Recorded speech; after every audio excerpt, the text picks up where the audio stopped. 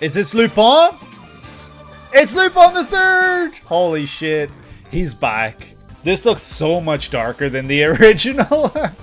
The original Devilman looked so, like, silly at times. This looks like a real dark series. This is my favorite song that I've checked out, like, in a while in this channel. Holy shit.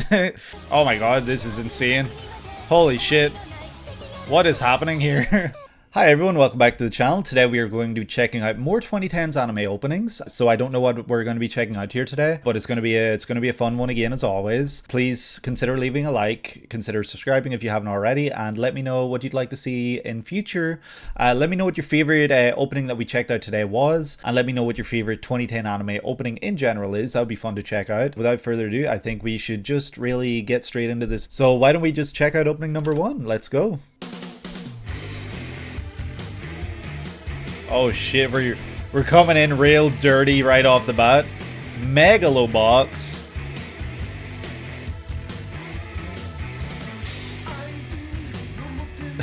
I ain't got no ID. Me for real, living in America for the past year. Look at that wolf. Is this a... Okay, is this kind of like a Wasteland series?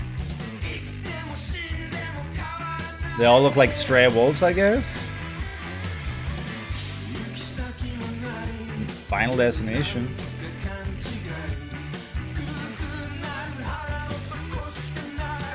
I love that this sounds like an old school opening as well as like a real dirty, like heavy bass kind of song. I don't know how to describe it.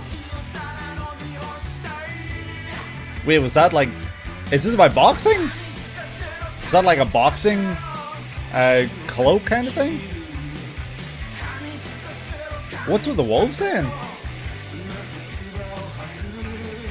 No! Leave the wolves alone. Okay, it's metaphoric. The wolves are a metaphor for a lone wolf. A virus that'll drive the dogs mad. Okay, that was pretty badass. That was Megalobox, released in 2018 by TMS, who did Lupin, Baki, and they're currently doing Blue Box. Okay. Directed by Yu Moriyama, and with original creator credits to Iki Kajiwara and Tetsuya Chiba. More on that later. Shit, okay. In a future where regular boxing has been superseded by an even colder, more brutal form that utilizes mechanized limbs to fight. Shit. Junk Dog makes his ends meet in an underground fixed matches, a run-in with a champion by the name of Yuri, who recognizes his true skill and promptly goads into having a serious fight, inspires Junk Dog to take up the sport of megalo boxing professionally. Lacking a real name, he chooses the simple moniker of Joe. I'm guessing that's I'm guessing the whole Joe thing is leading back to Ashita no Joe. It's kind of like a reference. Kajiwara and Chiba are credited as original creators, as this is in fact a 50th anniversary project for Ashita no Joe. Okay.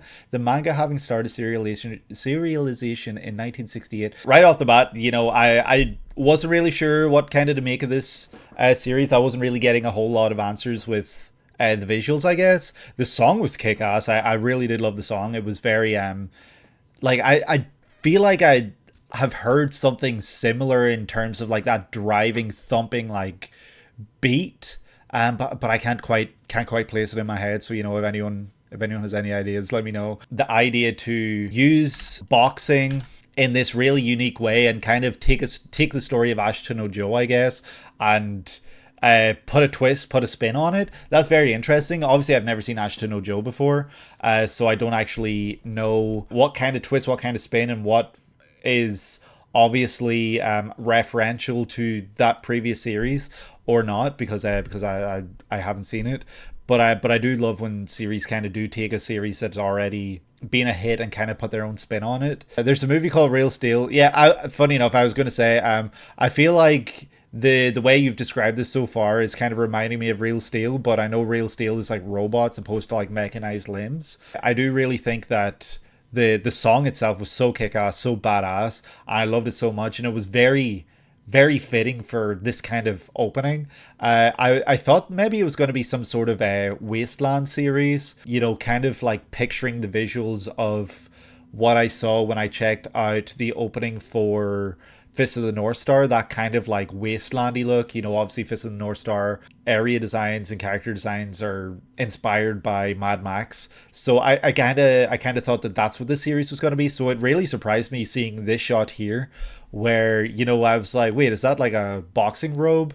Because obviously the name Megalo Box, before I reacted to the opening itself and I saw the title flash on screen, Megalobox, I was like, oh, is this about boxing? But I never saw anything about it the entire time, so I was kind of like thrown off, and it left me wondering. The series sparked discussion at the time around the intentional decision by the staff to present it in standard definition rather than HD. This, alongside the character designs, color usage, and background detail, was all in service for giving the series a retro look, fitting since it's a big homage to a half-century old work. That's really cool. That's really interesting, because I see it now, like, this is 2018. This is the same year that, was it Vinland Saga released? So yeah, this does look a lot lower quality in terms of like the visual, I guess. So that's really, really funny and interesting. But I do actually love that idea to purposely make the show or make the series look more retro by doing something like this. And obviously TMS, they've got some huge series in their hands. You know, you mentioned Lupin, Baki, and, you know, they're currently doing Blue Box. Obviously TMS, they can do great work. Like, it's not like this was a bad presentation. This was obviously on purpose, but I do think that it looks really cool. Like, it's reminding me of the visuals of like 2000s anime kind of style. But that's so cool. Like, who doesn't love like the old school stuff, you know? While I've been reacting to like retro anime openings, 2000s anime openings, I have been saying every video, like, we're never going to see anything like this again. Like, this is a bygone era of anime style, anime, like the way anime looks. So seeing that a series like this that released 6 years ago was able to kind of actually do just that and go back to the old school, that's so cool. Like, who would actually be upset about this? Obviously, you know, some people maybe had their own reasons, but like, I wouldn't be upset about it at all. These kind of shots right here are reminding me of the Black Lagoon opening, I guess, like kind of that kind of look to it. I don't know how to explain that better. But then, you know, obviously throughout the opening, we get many, many shots of this wolf. We see the wolf initially like running with a pack, but then the pack kind of disappears, and it's left with just one wolf. So I wonder then if that's kind of trying to tell us like the main character Joe is a lone wolf, and that they don't necessarily always rely on others. They kind of do their own thing. They kind of do what they want, sort of thing. I'm wondering if that's what it's kind of trying to tell us. And if that is the case, that's pretty cool. Using that through showing rubber, then when it transitions between the wolf and the bike, and then the wolf and, like, what is it, many wolves lying and many tires lying. Like, it's really cool as well, really well presented. I think it was a really kick-ass, badass opening. I did really, really enjoy this one. But I think maybe we shall move on to opening number 2. That was a really, really fun one to check out to start this video. I just want to get straight into the opening number 2, so let's go. Oh shit. Is this Lupin? It's Lupin the Third! Holy shit. He's back. I can't believe he made it back. Oh, this style is so cool though. I love the look of like anything I've seen Lupin related. It just looks, it's dripping in so much style. Like, the aesthetic is so cool. Oh, like, look at that. It looks so badass. The framing of everything here is so sick. Oh, she's naked again. I guess that's just a character trait of hers in these openings, just to present her naked. It's just gonna have no other... Oh, Lupin the Third! So this is mostly instrumental. I think that's really cool though. Very jazzy feel to it, which I think fits for what I think this series probably is like. We're bringing it back to the first opening though. Hell yeah. Oh, that was sick. Lupin the Third just doesn't miss, does it? Every opening for Lupin the Third is just hit different.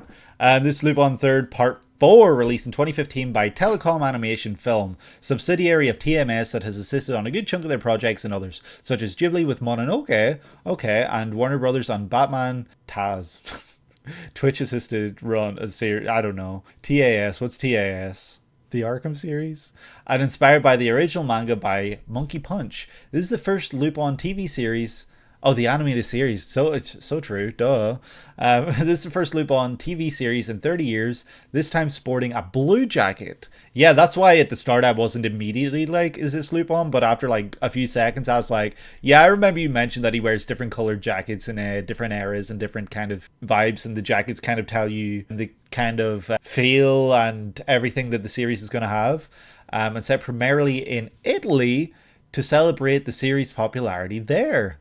This series also experiments with multi-episode story arcs interspersed with traditional one-off adventures before tying it all together in the finale. Okay, so that's interesting because I was going to make a comparison to... I was going to say that the opening itself, like the song that was used, the fact that it had this kind of jazzy, bluesy feel to it, was reminding me of Tank for Cowboy Bebop.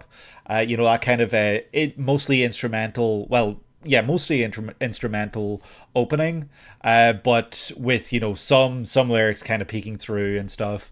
And the sound of this reminded me of that, and the fact that now Pincino has said that it has multi-episode arcs, or with, you know, that kind of tie together and pay off in the series finale. Also something that Cowboy Bebop did. I'm not saying that one inspired the other or anything like that. I just think that's cool. I do like it when, you know, you can kind of jump into a series that's kind of like it's standalone, like each episode you could jump into and you won't really miss anything. But when there is actually like this story running throughout that pays off by the end, I do think that's really cool. I know the Cowboy Bebop did that. I know this is a really out-of-pocket comparison, but I know that some seasons of South Park have also done that, and some of those seasons were pretty fun. The intention of the staff was to combine the disparate old styles into something new and refreshing for Lupin, and they mostly succeeded in that, leading to 5th and 6th parts in the following years. The song is simply titled Theme from Lupin III 2015 by Yo and Explosion Band. So yeah, another thing, this opening very much reminding me of the first one, and that first opening has been stuck in my head, living rent free since I checked it out. Just Lupin the Third. Like it's been in my head every day. I've just been humming it. I've been singing it. I've probably been driving my wife insane just like singing it randomly. And I think it's really cool to kind of pay homage to that and bring that kind of sound back. It's obviously not the same because Lupin the Third is only used a few times in this opening, whereas in the first opening it's used a lot. This specific instrumental song debuted in part 2 and has effectively become the overall theme of the series. Oh, okay. In my opinion, I think this is just the best version of it across the series. I know that you did the second opening for part 2 that I reacted to when I did the 70s openings reaction, so I guess this is the general theme that's used as the first opening in that part, which you didn't have me react to, and you did say at the time that it was instrumental, and that's the reason why you didn't have me check it out. This was the first. Okay, yeah, no, that's cool. And at least now we kind of checked it out. You know, we didn't get the visuals, we didn't check out the visuals, but you know, maybe one day we'll check those out. These visuals were stunning. Holy shit, the style of Lupin is incredible. Like everything about it. Like yeah, it's so aesthetic, it's so stylish, like the way that everything is drawn in the background, the way that he moves, it's so cool. And then having like these kind of frames kind of being split off into panels, I don't know what it's kind of representing. Is it like piano keys or something? Like I don't know what these kind of lines that kind of split off into thicker lines are supposed to represent, but you know, kind of having the characters come in and out of those frames, so cool. Like it's one of the most fun openings I've checked out in a long time. Alongside the other Lupin openings I've checked out. Like, the Lupin openings are so fun. Those frames would be the credits, but it's creditless. Ah, okay, that's fun, that's fun. Creditless, credits, whatever. It's so fun. I really do love these openings so much. Lupin the Third looks like such a fun series. You know, we got Little Miss gotta get naked in every opening, back at it again. But yet again, like, I'm not going to linger too much on these shots, but yet again, it's done in a very stylish way, and it's very aesthetically, I was going to say aesthetically pleasing, but I don't mean that because of the nudity. I mean, the way it's presented is aesthetically pleasing. Don't take me out of context here. But, you know, like, having different colors in every frame here, it's so cool. It's almost like a stained glass effect clipped. Yeah, I'm going down. Don't show my wife. I don't know. I just love this so much. Even like showing this shot right here, it's so goofy looking because earlier, like, let me see if I can find it. Earlier we got this shot of the car, which looks very detailed, and then we get this shot right here where it looks like something out of like a Crazy Taxi sort of game, like really low quality, but it's fun. It fits the feel of this opening. The backgrounds are very fun. Yeah, it looks PS1-ish. Yeah, like it's just pure fun, and everything about it has been an absolute joy to check out. Here we have, you know, his the guy who's constantly chasing him, and even like I just noticed it now. I thought this was widescreen the entire opening, but Lupin right here, his foot is out of frame, so this is like full frame the entire opening, but you know, sometimes they peek in and out of frame. Oh, and yeah, here's full screen. Okay, the blue jacket slaps, first of all, like, and the fact that actually I think it's really cool that the opening starts with him lacing up his boots, which is obviously, you know, very symbolic, and putting the blue jacket right on with the red tie. It's very cool that, you know, Lupin is, you can identify the kind of feel of what you're going to get in the part by the jacket, and the fact that it kind of starts with that and clues the viewer into, oh, this is going to be a completely different feel, completely different vibe for this part of Lupin.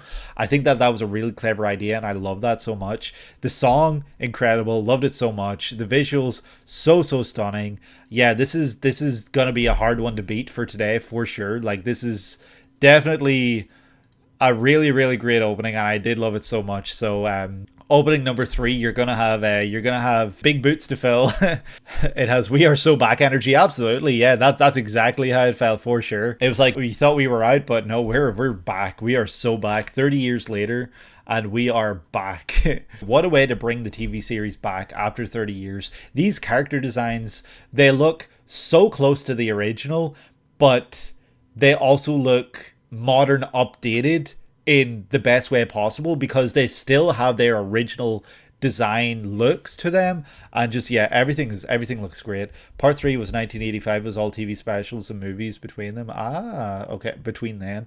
That's really interesting. Lupin looks like a series. It's just a lot of fun. So, you know, this was a really fun opening to check out. If we're ready, why don't we power on into opening number 3. See what I did there? Power on into it. Power. If you're American, that would be power. Let us start opening number 3 for this video of the 2010s playlist. Let us see what we get. This is going to be a lot of fun, I think. Really curious what we're going to get here. If it would play. There we go.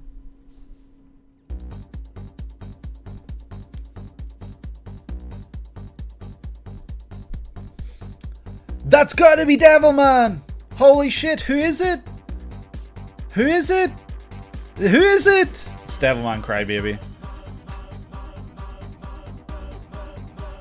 Oh shit! Let me turn this up. Oh shit. Oh, this looks so cool though. This looks so much darker than the original. The original Devilman looked so, like, silly at times. This looks like a real dark series. Holy shit. I love this. I have no idea what they're saying in the background, but it sounds like some sort of demonic chant almost. That animation is so good there. Holy shit. Oh, they're enemies to lovers by the looks of things. They're about to kiss. Oh shit, biblically accurate angel. And now there's the crybaby part. Okay. That was sick. Oh, and it splits off into their two faces. That's really cool, actually. Yeah, no, that was sick. That was really cool. The way Devilman is presented in this opening is how I envisioned Devilman would be, but then I checked out the 1970s opening where Devilman was like this good guy, and it really threw me off. It really confused me. The first was Joe, the second was Lupin, therefore the third is Devilman. So we're bringing it back to the 70s video where we checked out Ashton Joe, we checked out Lupin the third, and then we checked out Devilman. That's a really cool way you laid this out, Pinesino. I really appreciate that. That's really fun, actually. This is Devilman Crybaby, released in 2018 by Science Saru. This being the... Oh shit, this was Science Saru's first ever series? Holy shit. Directed by Masaki Yuasa, who did Kaiba, Ping Pong, Tatami Galaxy. The music is by Kensuke Ushio, who is doing Dandadan and Chainsaw Man, and did Chainsaw Man. And of course, based on the original manga by the one and only Go Nagai. Meek but kind-hearted Akira Fudo reunites with his childhood friend Ryo Asuka, who promptly invites him to a nightclub, and I'll leave it there. Yeah, thank you. I appreciate you not spoiling because it is a series I do really want to check out. Needless to say, some Devilman shit happens. The song is Man Human by Denki Groove. The feel of this, for sure, was much more what I thought Devilman was. I thought Devilman was a dark series, so checking out that 1970s opening, which was Devilman's a good guy and he's here to kind of help protect Earth, it really threw me off and it really surprised me. But then, you know, Pinesino did say that Go Nagai, the manga that he wrote, was darker, and I assume then that darkness is kind of present in this anime, though I don't know if it's a direct adaptation or if it's like based on the manga sort of thing, where they take a lot of the ideas and they take a lot of the inspiration from the manga, but put their own spin and make it like very unique and they're very much own thing. This is an adaptation of the manga. The sound of this opening was so ominous, so dark, so intense. The chant being present throughout sounded like almost like a demonic chant. I did say that while I was checking it out. And the look of Devilman here is so badass. Again, looking a little Chernoboggy, but that's the way Devilman looks. And especially like shots like these, especially this straight up looks like Chernobog from Fantasia. But I think that's so badass and cool. Like Chernobog is such a cool design and a very ominous, like creepy demon looking design too. The whole opening looks so good. I know that obviously Dandadan, I'm watching it right now on the channel. I'm really loving Dandadan, but I haven't checked out anything else Science Saru related. Like I haven't seen, well, I've seen some of their openings by now, but I haven't seen any other series that they've done. I would honestly love to check out another Science Saru series on this channel, you know, whether that be Ping Pong or Devilman Crybaby, or even Scott Pilgrim. You know, I know that they did that last year, 2 years ago, I can't quite remember, and that it got glowing praise. You know, the animation is supposed to look really great in it too. So, you know, I would obviously like to check out more Science Saru on the channel because I love their style. I think their style looks so great. It's so fluid, it's so unique, and I think they're probably like one of the best animation studios out there right now. Like, granted, like I said, I haven't checked out many of their works, but the openings I've checked out, like very few clips of some of the series I've seen, everything looks so amazing. And yeah, there's nobody really out there providing banger after banger like they are.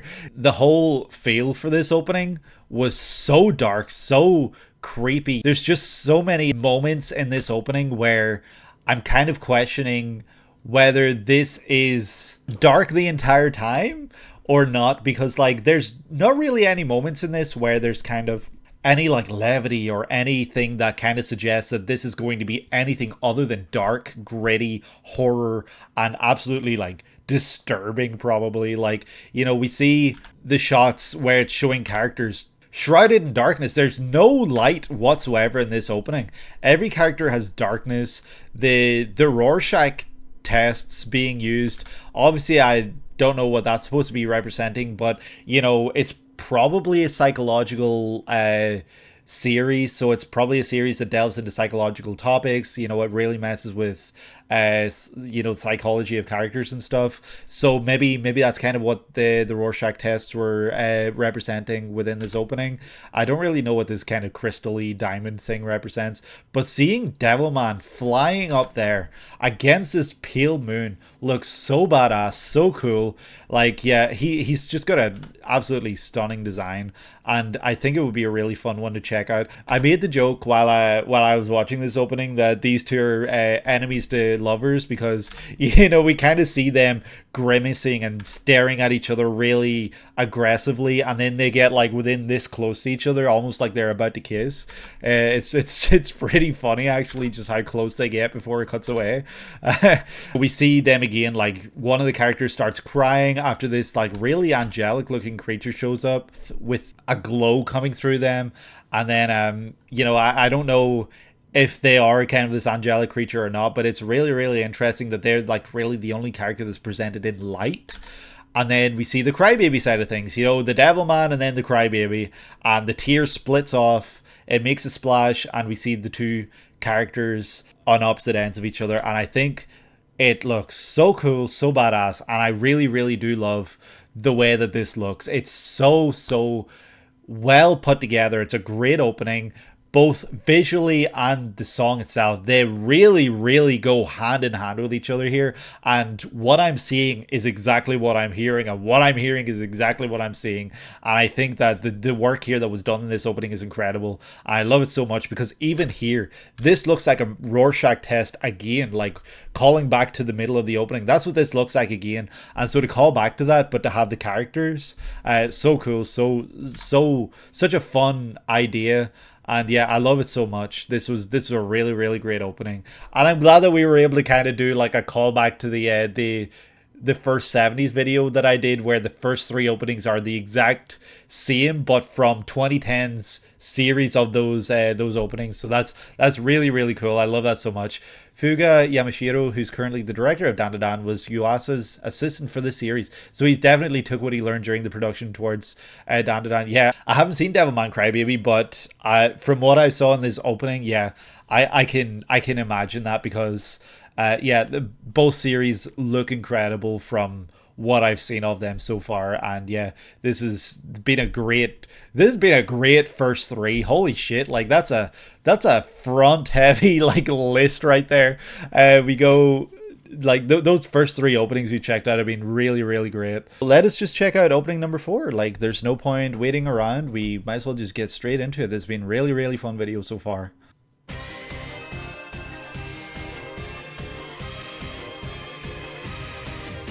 Okay.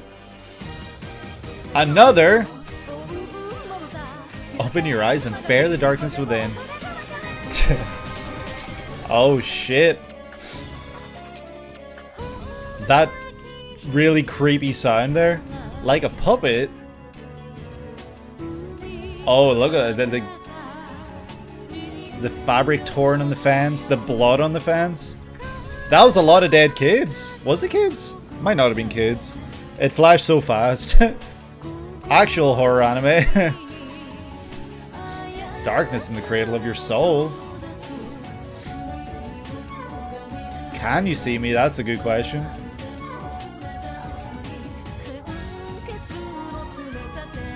Not the Talons.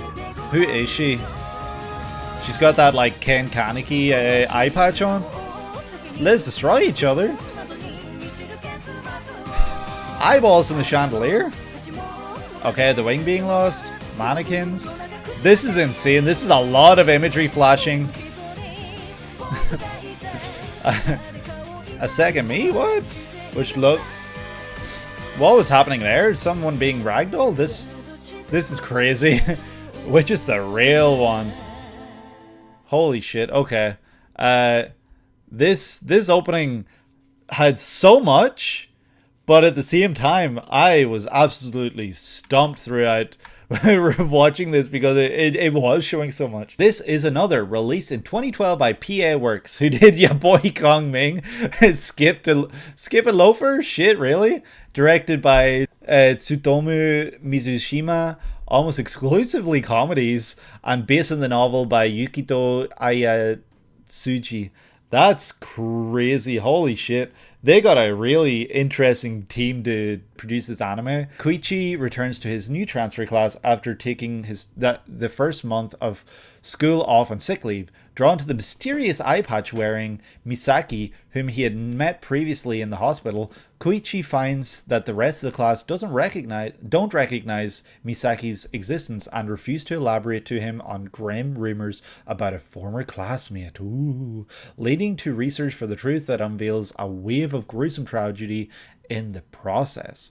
Obviously, Another is a series that has been heavily recommended to me because, I asked for horror anime recommendations, and, it was a very popular one in the recommendations in the comments. This had a lot of very, very horror-esque imagery within the opening, which is no surprise, but at the same time it felt very symbolic and metaphoric because there were a lot of mannequins and stuff like that. So I wonder if it's kind of alluding to maybe the fact that everything that's happening within this anime itself, there's some kind of like mastermind behind it all, kind of puppeteering everything, because there's a lot of puppets, mannequins and stuff, and they're kind of being controlled by the looks of things because some of the movements didn't exactly look natural.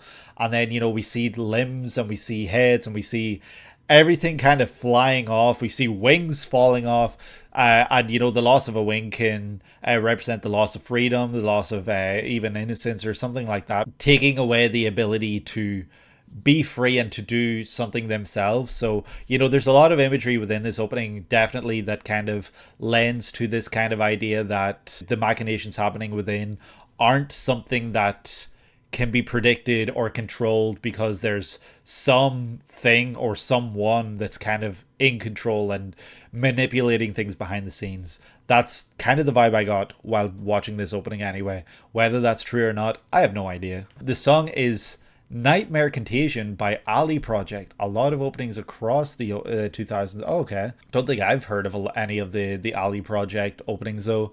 So yeah, this opening itself, definitely interesting one. Obviously the lyrics are very horror related, but I feel like the song itself,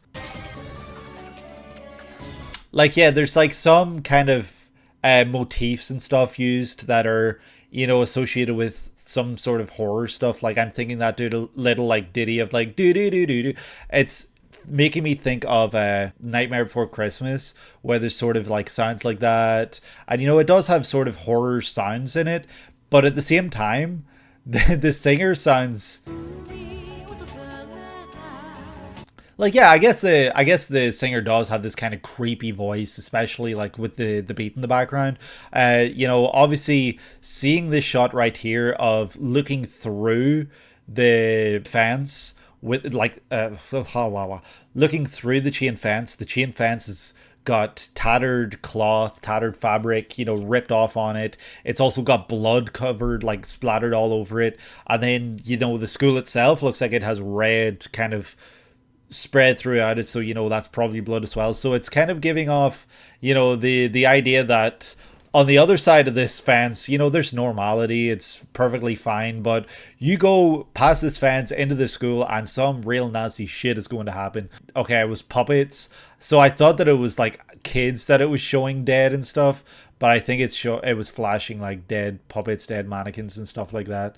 But the imagery was very, very exactly what I would have expected from a horror series. Like this is really, really interesting here. Seeing eyeballs in a chandelier, is that kind of to tell us that something or someone is always watching and you're never fully free? So cool here. We see like these lines that kind of represent webs, so I don't know if it's like webs of lies or webs of like kind of plans, and they're all kind of stuck in those webs. But yeah, this was a really, really cool opening. The lyrics insinuating that there's these two different people and that it's the same person, but there's two different versions of them. One that is normal and the other that likes to do all this really weird shit. And which one is the real one though? Who's the real me? Like the one that's normal or the one that does all this real nasty horror shit? The logo as well, I thought was really cool. The way it started with this kind of spiky A that just looks like a spike, and then it becomes an A, but the spike runs past the A, and then at the end of the opening it kind of does the reverse where the spiky part that runs left disappears and just makes a spike like pyramid, I guess. Really, really cool opening. I'm pretty intrigued by this anime because it really didn't give much away other than like kind of what I was theorizing, that there's obviously probably death, probably some real nasty shit happening in this anime. Like there's some sort of force or being or person that's controlling a lot of things, and I do really appreciate though that it didn't give a lot away. So yeah, what was this shot here? Like, is that someone holding? Yeah. So yeah, this makes me think that there's someone controlling everything, because yeah, we see a lot of limbs being lost in these puppets, and then we see someone holding one and just kind of ragdolling it like it has no freedom, it has no control. So yeah, really, really cool opening. Love the song, love the visuals, and I appreciate that it really did not give much away at all here, because this is a series that I might end up checking out at some point. So let us move on to opening number 5. I see that we're kind of veering into dark and horror territory. We got Devilman Crybaby, which is a very dark opening. We got another, which is a horror series. So happy Halloween. maybe we're just gonna get full horror from here on out. So let us see. Deadman Wonderland. Are those titties? Oh shit, wasn't expecting titties. That's crazy. Yeah, this is giving horror vibes. Those birds flying. Oh shit. Oh yes. Let me turn this up.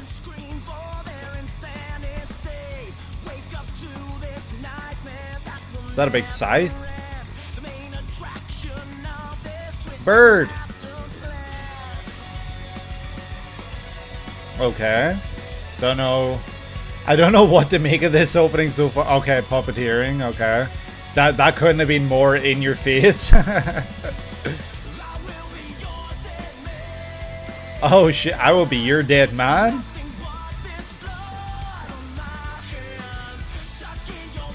This is a really cool opening though.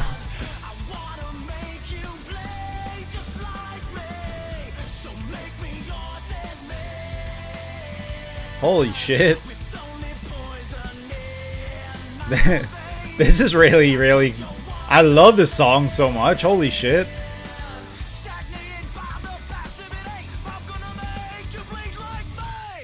That got pretty intense. Oh, okay, yeah, no, in terms of song, that was amazing. The visuals themselves, I need to skim through it again because I feel like I missed so much. This is Deadman Wonderland, released in 2011 by Manglobe, who did Samurai Champloo and Ergo Proxy, and based on the manga by Jinsei Kateoka and Kazuma Kondo. Ganta Igarashi and his classmates were on a regular field trip to the totally normal prison amusement park, Deadman Wonderland, where convicts are forced into dangerous stunts for visitors' entertainment. That's an absolutely insane premise. Holy shit. Ganta suddenly witnesses and is framed for a horrific crime, sentenced to the very jail he was casually visiting. Ganta must contend with the other inmates in deadly games under threat of an explosive collar if he fails, all the while trying to clear his name and escape. Yeah, casually visiting a prison amusement park. The song is One Reason by DWB. This song kicked so much ass. Holy shit. Like, yeah, okay, we start with titties. Don't know what really to make of that. But then, we get this really... Like, you can tell it's a horror opening when The backgrounds are mostly red. There's like half in, half out backgrounds. Like they're kind of there, but they're also like not fully there. And the silhouettes are really dark in the forefront. Like that's very much the horror anime opening style that I'm gathering anyway. The characters all look really cool. Like I love their animation style. I'm guessing this is kind of like what the prisoners might look like as they're walking about the amusement park, you know, kind of like a spin on Disneyland, Disney World, whatever you want to say. They go around wearing mascot suits. Here potentially really dangerous convicts are wearing masks of cuddly characters and fun characters. So it's really, really interesting that, you know, we see stuff like this, and then immediately after we do see the guy who I guess is controlling everything, and he's in charge, and he's the kind of mastermind behind the whole thing that might hold the all-time record for speed in reaching the #1 anime spot, and then equally quickly totally crashing out of the public consciousness. That's crazy. I've heard the name of this anime in passing, but that's really it. I've never like heard anyone talk about it. I've never seen anything about it. Full horror imagery right here. I guess that's the collar. Okay, now I see the collar that they're wearing. Everything about this opening just oozed classic horror style. Like everything just looks really, really horror. Like I don't know how else to describe it. You know, it's a really, really fun and interesting premise. You know, having them visiting a school, or a school visiting a theme park that the workers are all probably violent convicts and inmates. You know, showing the birds here of light flying away, and then immediately showing like these dark birds that are all bunched together and I guess aren't able to get away. Probably a metaphor for the main character who, you know, was once free but is now confined and, you know, cannot escape, cannot get away. Don't know what this crystal represents, if it's just, you know, showing that he has a heart of gold sort of thing. You know, he's not actually one of them. He's a good person with this really good heart. Can't really figure that out. I love the character designs. I love how the whole anime looks. I love the song so much. This song is really, really cool. I love it so much. It was one of my favorites that I've checked out on the channel probably in a while. Just that like real heavy kind of sound to it. It's like a song that I would just listen to. That's what it reminded me of, and I might even add it to my playlist by the end of this. I just got to remember One Reborn by DWB. So this is a really, really cool one to check out. I'm glad we were able to check this out today. Really want to know more, I guess, about this series because the premise is so unique, so bizarre, and so interesting to me, I guess, because I don't know how that would play out. So, you know, I will now move on to opening number 6 for this video, but this was a really, really cool one to check out for sure. Here we go. Opening number 6. What are we going to get this time? It's going to be more horror, more scary looking stuff. Okay, that immediately grabbed my attention.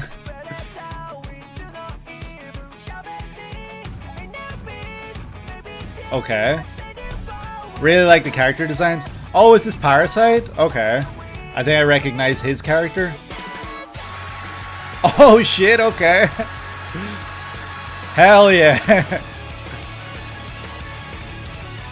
Parasyte the Maxim. The animation looks really cool too. This opening came in real hot and heavy immediately. Okay, there's the red backgrounds, so I guess to represent the kind of horror imagery, I guess. What way does the Parasytes work? Or do the Parasytes work in this?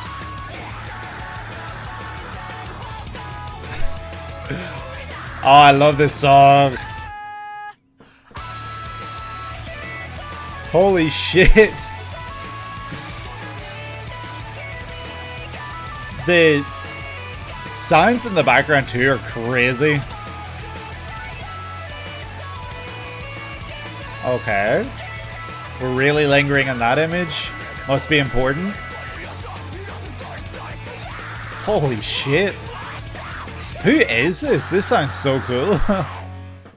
Oh, that was sick. that was badass. Like I was saying in the previous one that it might be my favorite song I've checked out in a while. No, this is my favorite song that I've checked out like in a while in this channel. Holy shit. This is Parasyte the Maxim, released in 2014 by Madhouse. Holy shit, that year they just finished Hunter x Hunter. That's crazy. Directed by Kenichi Shimizu, orb from the current season. Not familiar with that. Character designs by Tadashi Hiramatsu, who did JJK and Yuri on Ice, and based in the classic manga by Hitoshi Iwaki. So I was saying while I was reacting to this opening that I love the character designs. I love how they look. So that makes sense now that, you know, they've done character work on JJK as well, like character design work, because, you know, the character designs in JJK also look great. So I think that, you know, I guess I can see their talent, you know, present within both of these series. The song immediately, like, I didn't even have a second, like, it just grabbed me and just kind of ripped me in the complete like direction of like, holy shit, this is a sick badass opening. Parasitic aliens descend upon the earth and infiltrate humanity by taking over vulnerable hosts. Shinichi Izumi will be one of those candidates, but stops the parasite from taking over his brain and manages to relegate it to his right hand. The alien, now called Migi, holds an uneasy alliance with Shinichi for the sake of survival in exchange for helping fend off against more successful parasitic hosts. So that's interesting, because what I was going to say while watching this, I was going to say, I did ask while I was watching this, like, how do the parasites work in this? Because, you know, we see that the parasite is on his hand. Like, towards the start of the opening, we saw it on his palm, and then at the end, we see it kind of on his whole hand. Whereas, like, when we saw others, they were all here in the face. Like, we saw them in the face, and I assume that means that they were able to transform the entire body. So I was kind of curious then, like, what way that worked, and like if some of them take over specific body parts. Like, I was going to ask if, you know, there's one that's on a foot, there's one that's, you know, coming out of the chest or out of a belly or something like that. But I guess it makes sense now that way it works now is that they go for the, you know, they're parasites, so they go for the brain, and, you know, they're mostly all successful, but one person, Shinichi, is able to relegate it to his hand, and that's really cool. The song is Let Me Hear by Fear and Loathing in Las Vegas, who did the first opening for Hunter x Hunter and the second opening for Kaiji. Okay, that's cool, because both that ending in Hunter x Hunter and the opening in Kaiji were also very heavy, also very Rule of Cool, badass, sick, and you know, I really, really did enjoy them. I think it's really cool that Fear and Loathing in Las Vegas have been able to kind of across the board, across different genres, provide really cool badass openings and endings in some cases, and this was another example of one. And honestly, this might be my favorite of their works that I've checked out in the channel so far. Yeah, I think that this is a really, really cool opening, like both in terms of like what I was hearing and what I was seeing. We see so many different shots of these two characters, and, you know, it starts off him by himself, and then it shows the two of them with these kind of like fractured glass in the forefront, and then they become more and more split apart, and then we cut to just him again, and then towards the end we see this shot where they're kind of like embracing each other as they're fully stripped away.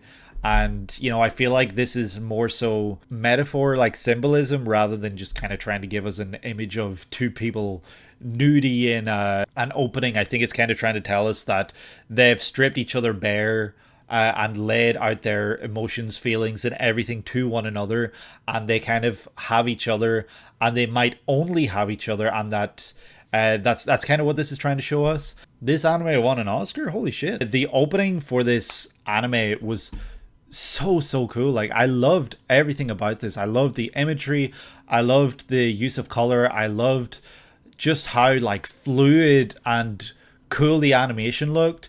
And, you know, it makes sense that that Madhouse did this, because, you know, Madhouse are, you know, masters of the game.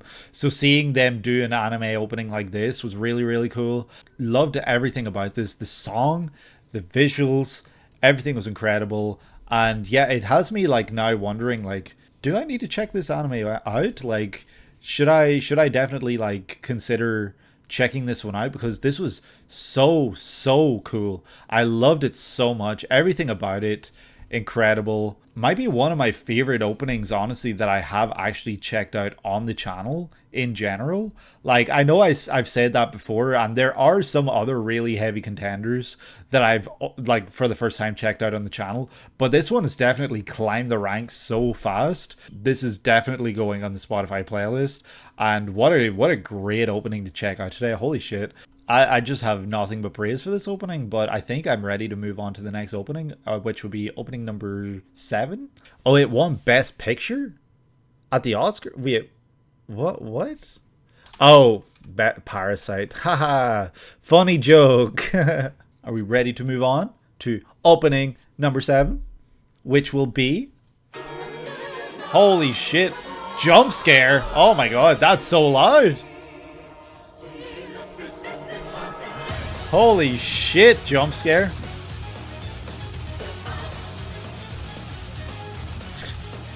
That was insane.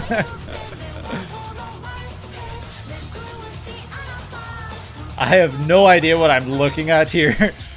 Holy shit. Rapid eye movement.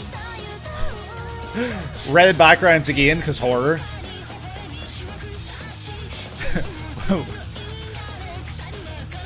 Holy shit. This is insane.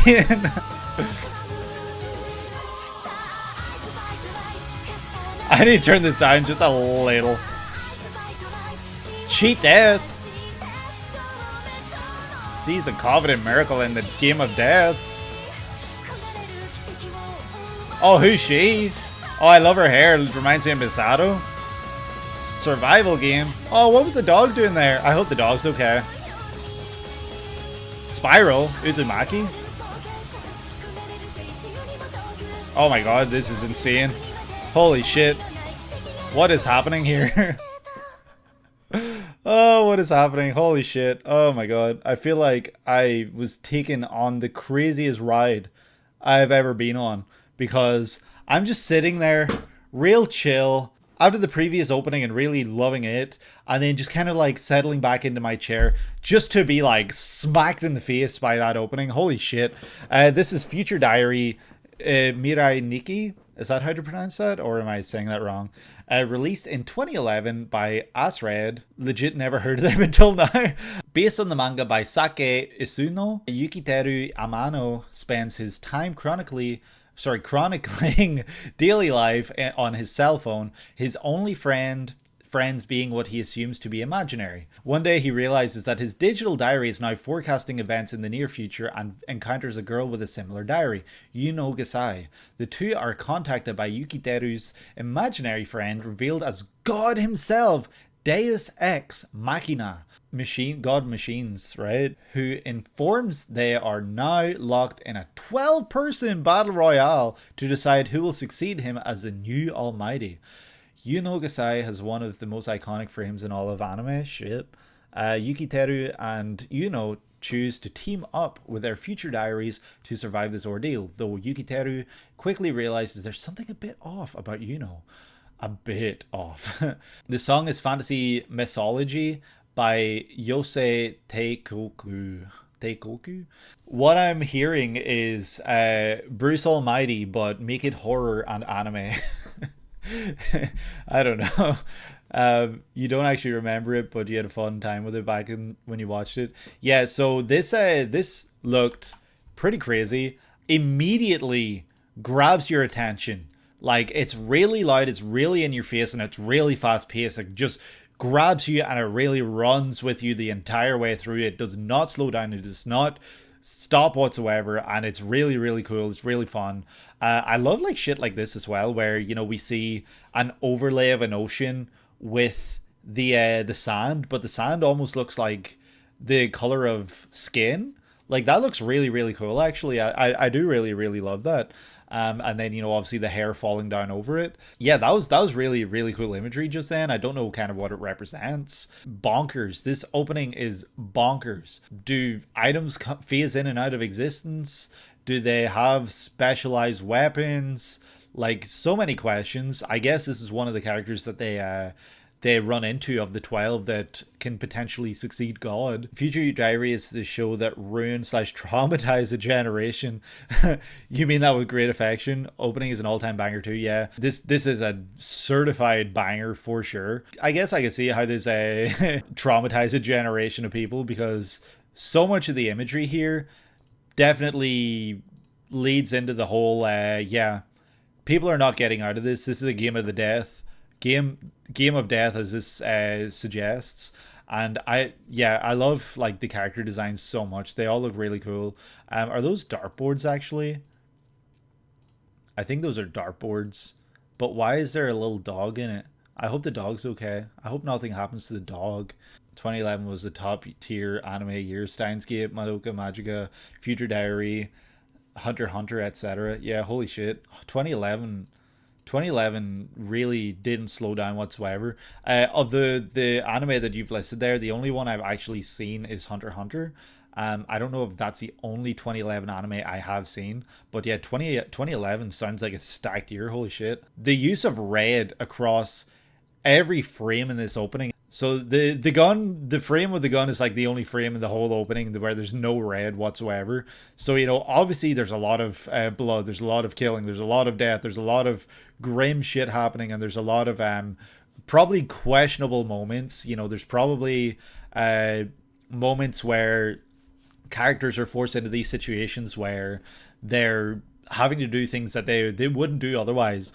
Unless, you know, you're one of these real creepy looking characters, because there are a lot of creepy looking characters that look like they're kind of ready for this. I think that the way that this was done was so fun, so badass. I loved it so much. I want to maybe eventually check this series out, because there's a lot of imagery here that is probably stuff that you would recognize and be able to draw comparisons to if you actually have seen the series, because otherwise I'm just seeing a lot of weapons, seeing a lot of items, seeing a lot of characters, and seeing a lot of backgrounds and stuff, and then fighting, which isn't exactly something that I'm able to kind of like analyze, because like there's not really symbolism that's, I guess, something that I can draw out and pick out and kind of analyze. But this was really, really cool. I genuinely did love this opening again.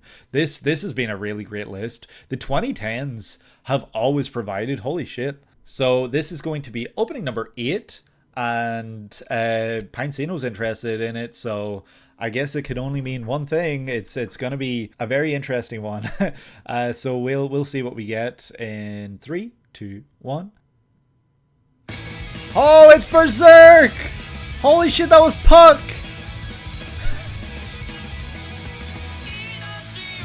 Oh my god, okay. This is not what I would have expected. This sounds really good though. Why does the opening look really cool, but then the series itself looks like ass?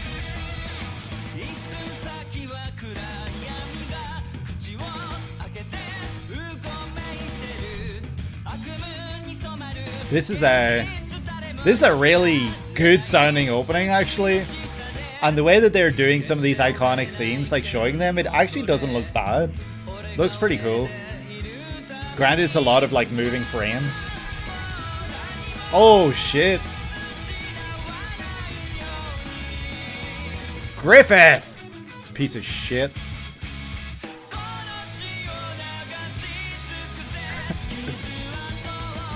Hell yeah. That looks sick. How did they go so wrong? Judo! No! You can't show me judo. No! That's so cruel. It's just straight up titty in this, okay. Why did it have to show that scene specifically? I mean, it's a very important scene in Berserk.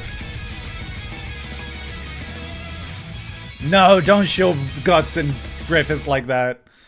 Oh my god, okay. Obviously I knew characters, obviously I recognized Berserk, and I recognized Puck and everything like that. Berserk is the first manga I ever read. A long time ago, I was sitting at home one day, and I was watching like videos on Dark Souls and stuff like that, because I've always been a Dark Souls fan, and I always heard this, you know, thrown around that a lot of imagery, a lot of character designs, boss designs and stuff like that are heavily inspired by Berserk. So I was like, interesting. I wonder what that is. So I looked into it a little and I saw some of the actual comparisons between Berserk and Dark Souls stuff. Even Bloodborne, like pretty much any From Software game, you know, there's obvious references to Berserk. So I watched the first episode of Berserk 97 and I really enjoyed it. And in my head, I was like, you know what? I want to read this first because I'm someone who likes to read source material before checking out the actual series. So I read Berserk all the way until the end of Golden Age arc, which is what I was able to find online, is where Berserk 97 ended. And then I went back and I watched Berserk 97. So that's my experience with Berserk. My experience with Berserk is peak. You know, I'm talking manga and Berserk 97. Like, that's peak Berserk right there. Then Berserk 2016, 2017 came around. I did not check it out because I wasn't really watching anime at this point. I've only recently again kind of got back into anime, but holy shit, the stuff I was seeing once it did release, that show looks goddamn awful. That looks like take your favorite series and shit all over it. That's what that looks like. Berserk 97, yeah. It doesn't have like the complete polish that it, you know, it could have, but it looks great. It has so many like iconic moments done very well. Berserk, very much a series that has been given very questionable adaptations throughout the years. You know, the movies are fine. The 2016, 17, I haven't watched it because it looks like ass and I have no interest in watching it. But this opening was great. Like the song, perfect. You know, Berserk 97 opening is a classic, you know, old school opening, but this one was very, very fitting for what, you know, you would kind of expect from a Berserk opening. The imagery, the way that they're showing panels and shots from the movies, I assume, or you know, from Golden Age arc, and then showing like the way that they're animating it. Okay, let's move away from that. Looks so great here. Like the shot here of Guts slicing and dicing all these enemies right here. Like, look at this. This looks insane. This could have been a great adaptation. Holy shit, if they were able to pull that off throughout this entire season, this could have been great. So this Berserk, released in 2016 by Milipensi, up to this only known for long-running gag series TQ, and based on the manga by the late and great Kentaro Miura. This adapts the conviction arc of the manga, though skipping Lost Children, ending with the rebirth of the G word. The song is Inferno by 9mm Parabellum Bullet. Yeah, I'm glad that the anime opening was badass and very, very heavy, rule of cool, and like it was just a sick, like, hell yeah, I'm gonna get my shit on, like I'm gonna get my rock on, like opening. Like it was really like that kind of opening, and it really fits Berserk for sure. The visuals were incredible. I love the visuals that we saw here. Like even this shot right here where we see like two of my favorite characters in anything I've ever checked out, Guts and Judo. Like Judo was my guy. I love Judo so much. And seeing him dead here is so sad, but the way he's drawn, the way he's animated, and the way he's styled, the way Casca's styled here looks really cool. Seeing the souls of everyone kind of like going into Griffith here for the very iconic shot of Griffith, you know, where he's like, I want wings, you know, like that moment in the series. Very, very iconic moment, but it's really well done here, and it's presented so beautifully. Like, look at that shit. That looks so... And then Guts fighting, like everything looks incredible in this opening. I cannot believe it. But then we actually see what the series looks like right here at the end, and it's kind of funny when we actually see this because, yeah, it's not looking great. It's a shame they skipped Lost Children arc, because the Lost Children arc is a very good one and very, very important for the series. But, you know, Conviction is obviously a huge point in the series. It's very important arc, and it really drives the story, like the overarching story of Berserk forward, whereas Lost Children is kind of like a nice return to Black Swordsman era Guts and Berserk. I do have a lot of praise for this this opening. I was very surprised to see this. I did not expect to see a Berserk opening here because, you know, I kind of almost forgot that Berserk 2016 existed, but the series is a case where There was just a big conflict with the staff on how to adapt it animation-wise, those disagreements leading to delays to the point they had to cobble something together for the air date, hence Berserk 2016. Well, that's a damn shame, because Berserk 2016 could have been something really special. You know, it could have been something that looked incredible, but instead we got what we got. But you know, maybe one day in the future, you know, on an anniversary of Berserk 97, we'll get an announcement of Berserk reanimated, you know, redone, with a studio that's going to do it justice, because this series is one of the best stories I've ever read. It's got some of the best character work I've ever experienced, some of the best artistic vision. Like, I don't know how to describe the work that Miura did, but Berserk is beautiful. Berserk is something that is so special to me, and so many others, so dear to me. And I'd love to see more people check it out in the future, and it really does deserve something better than Berserk 2016. It deserves better. The opening is kind of a glimpse of what they wanted, since it would have been produced separately. Yeah, well, if we had got this, we would have been eating. We would have been eating, and we would have been leaving no crumbs. This is all Griffith's fault. I blame Griffith for this anime looking the way it does. Great song, great visuals. Really impressive that this opening is as good as it is, because I did not expect Berserk 2016 anime opening to be this good. I'll be perfectly honest. So this was really cool, and I'm really glad that, you know, there's some good that came out of Berserk 2016. The music was good. Yeah, I'm not really familiar with the music in 2016. The only song I think shows up in 2016 that I know is the one that's also in the movies. Blood and guts and guts and blood. That's the only song I know from 2016, I think. But I think I'm ready to check out the next one if everyone else is ready. Let us check out opening number 9, which we will begin right now. Hell yeah. Guts, he's back! Little Puck. Is that... Oh no. This era of Berserk is so sad, actually, when you're rating it. Erase that brand. As it's showing the brand. Oh, there's everyone.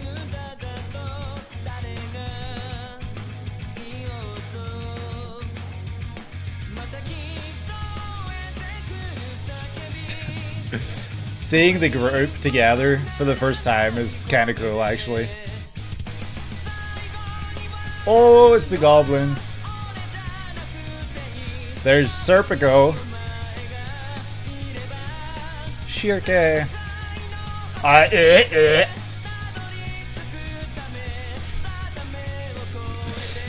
if you know, you know. That might have been aggressive. Another great opening for Berserk. Holy shit. Zod! Screw you, Griffith. Screw you. Screw you, Griffith. That stare. Berserker armor! Hell yeah. Oh, that was cool. Yet again. So Berserk back at it again with another sick opening. This is Berserk, this time released in 2017 by the same team. This adapts the first half of the Falcon of the Millennium Empire arc, which includes the donning of the Berserker armor, the song Sacrifice, also by 9mm Parabellum Bullet. 9mm Parabellum Bullet, I was not familiar with your work, but you know, you got game. Holy shit, that was really cool. Yeah, these openings definitely, I can see them making someone sad. Both, you know, because of the sad news, you know, from a few years back of Miura's passing, but the adaptation, like Misha's saying here, the adaptation could have and should have been so much better. The fact that we're seeing the kind of gang together for the first time in this opening, and then also getting a lot of key moments that we're seeing, like, you know, we saw the Berserker armor, we saw Serpico and Guts fighting the goblins, like that those are very iconic and key moments in Berserk, and you know, seeing then that all play out with Shirke there also, and yeah, everything everything in this arc is so important, and you know, there's some really great character work done in this arc as well. Like you know, at the beginning we saw Guts holding Casca's arm as she sleeps. He's making sure that she sleeps well before worrying about himself, making sure she's safe, because Guts is a great guy. Like there's not much more you can say about it. He's one of the best written characters I've ever seen in anything. It makes me sad sometimes when I like just sit thinking about Berserk, and then I think about Guts and Guts' journey and everything he's been through, everything he's experienced. It's just really sad, and it makes me sad and emotional. The opening was very great. You know, I did see her and I started going like, ugh, because you know, she's a very annoying character. I think her name is Sonya, right? She's so far up Griffith's ass, it's so annoying. With her big forehead, I remember her having a huge like VV type forehead in the manga. I'm talking about Vivi from One Piece. This was a really great song for the opening. Some of the action in the visuals also looked really cool. Kind of, you know, also like Berserk 2016, where it had like good action. But you know, I don't know. I'm just sad about what could have been, I guess. Seeing all these characters, seeing Griffith, seeing just everything. This could have been so much better. This could have been the one. This could have been the best anime of 2016, 2017. But yeah, phenomenal opening for sure. Every Berserk opening has been great. You know, you have Berserk 97, and then opening number 1 for 2016 that we checked out also had a great song, also had great visuals. Opening 2, great song, great visuals, everything about it. Just every Berserk opening has been amazing. Berserk definitely deserves a place in the you know, in the hat for best collection of openings for sure. And you know, it's fun that 9mm Parabellum Bullet were providing these bangers for openings 2 and 3, you know, for Berserk, that I'm thinking about anyway, because they're great. See this stare from Griffith. If he ever stared at me like this, I would actually shit myself. But screw this guy so hard, screw this guy so much. Griffith did everything wrong. Let me know in the comments below if Griffith did anything wrong, because I think he did everything wrong. If anyone hasn't checked out Berserk before, there's a reason so many people talk about it. There's a reason so many people love it. Please consider going and reading the manga, or even, you know, check out 97. Like 97, Berserk 1997 definitely does leave out some stuff, and it adapts some like little moments a little differently from how they're presented in the manga. But at the same time, it's the best adaptation we have, and it is a phenomenal adaptation. It's a really great adaptation. We might be ready now to move on to what will be the final opening for this video. This has been a great video. You know, we kind of started off light with Megalo and then Lupin the third, but we quickly dived into, like, we nosedived into horror, scary, Halloween-y type shit, you know, with Devilman Crybaby. We got Mirai Nikki. We were getting Berserk. You know, there's so many different horror series that definitely have that horror vibe to them, and you know, I think this has been a really fun one to check out, and I'm really excited to see what the final opening is going to be. So let us see. Made in Abyss? Mayhap? Recognize the little chibi designs? Yeah, that's okay. Ending horror on chibis.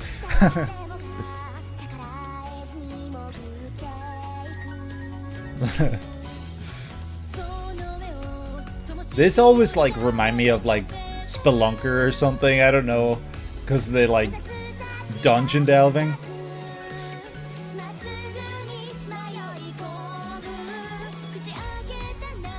The gaping hole of the abyss.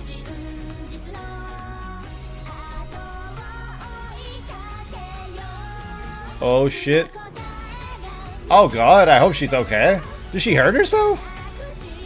Is that like a mechanical arm or? Oh, that's cute. Oh, that's adorable.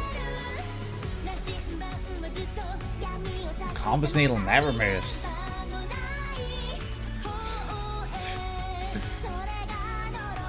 Be it a curse or not. And now we're getting some pretty scurry imagery.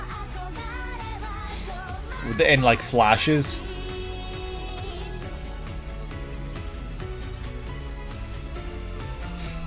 Okay. Interesting. There was obviously a lot of showing those two specific characters throughout this opening. This is Made in Abyss, released in 2017 by Kinema Citrus, directed by Masayuki Kojima, who did Monster, interesting, and based in the manga by Akihito Tsukushi. The Abyss is a gaping chasm seeping deep into the depths of the earth, populated by mysterious but deadly creatures and long-lost valuable relics.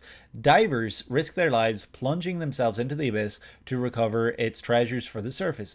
The most healed of these individuals being dubbed the White Whistles. Riko aspires to be like her currently missing mother, a legendary White Whistle herself. Okay, so that's who we saw right at the end of the opening. In her own small adventures into the most upper layer, she encounters an amnesiac robot boy that she names Reg, or Reg. Reckoning that Reg must have come from deep into the abyss and beckoned by a cryptic message from Riko's lost mother, the two resolve to make their own plunge into the Great Pit. So what I know about this series isn't a lot, obviously, but I am familiar with the fact that it's one of those series that is kind of deceptive by its looks, where it's actually pretty dark, and the look of it from, you know, the opening and how the characters look and everything like that is that it's obviously a lot darker. Like it's not as light and kind of what you would expect from these kind of chibi designed characters. The song is Deep in Abyss by Riko and Reg. Their main character are there. Okay, Riko is voiced Miyu Tomita, nothing you'd be familiar with, but Reg is voiced by Mariya Ise, who did Killua, Himeno, Foo Fighters, Okiku, Okiku, and many more. That's really interesting. I can hear Reg's voice already then, because obviously she brings a very young boy kind of sound to her voices when she's voicing characters like Killua. So I can pretty much picture or hear how she would sound in this role. Really cool opening. I think that showcasing this kind of lightness, like I don't know how else to describe that, where like a lot of the opening is in the brightness, it's all light, you know, everything looks fine, but you know, there's these little flashes that are kind of that would make you feel uneasy, like they're falling into the abyss here. Like that's not good. They're literally falling into the abyss. We see her falling at one point, and I don't know what to make of that. Like that doesn't seem good. And then, you know, we get these little flashes of these really pretty creepy looking areas like this. There's one that's green like this as well, like pretty creepy looking for sure. You'll say this: what happens to the series makes everything else, sans maybe Berserk, and this set look like baby stuff. Oh my god, that's crazy. See, you would never think that from a series like Made in Abyss, like just from looking at how everything looks. I guess I'm trying to find this shot. Where is it? I think I went past it. Yeah, this shot. So this is making me think that it's kind of like 7 layers of hell type thing. Is it 7 layers? It might be more or less. I can't remember. Where, you know, you've got these different areas. You know, you kind of see the circles here, like representing the different levels. And I think that's maybe the deeper you go, the more close to hell you get, and like the worse things get for the characters. The animation throughout is so good. The first 3 episodes were compared to Ghibli at the time. Holy shit. My wife and I did talk a while ago about wanting to watch Made in Abyss. We have never got around to this. But yeah, like this opening itself, definitely very deceptive, I would say. And I think that the choice to kind of show all this light and show all these good things, it's probably like, say, I don't know what episode things start getting crazy in this season, but say once you get to that episode and then you load up the next episode and this opening starts playing, it's probably like, holy shit, like this is not what I expected. Interesting opening for what the series might actually, like the content might be like. Like, let me hear the opening. Like, this just sounds like fun. Like, it's, I can't think of which opening it is, but it's making me think of like a One Piece opening. One Piece openings are for the most part all like fun and like let's go on an adventure. It's that kind of feel that this opening has. I'm really curious then to know what the ending for this is like. Like I really, more than anything now, want to know what the ending for this is like, because if it's kind of more aligned to what the series content is actually like, that would be very funny. I'm really curious about this series now, because the visuals and the song definitely presented one story, but what I have heard about this being very dark did not match this whatsoever. And you know, I think that's really fun that a series that looks like this is so deceptively dark. Made in Abyss opening is most misleading. All of these shows have horror elements, but the Another is the only one that is pure horror, but Made in Abyss likely the second closest to that. Interesting, because I don't actually know much about either Made in Abyss or Another, or really anything that I checked out here besides Berserk. Another great ending or opening, and a great way to end this video, because you know, it brought things a bit more lighthearted and we didn't end on a really gravely dark note, so that was really fun and that was appreciated. But I think on that note, we might be ready to end this video. I hope you guys enjoyed this video. It was very fun. I hope that you enjoyed, and if you did, please consider leaving a like, please consider subscribing, and I hope to see you in the next video. But with that said, I am now ready to finish this off, and yeah, all the support has been amazing. You guys are great, and I will see you in the next video. Take care and goodbye.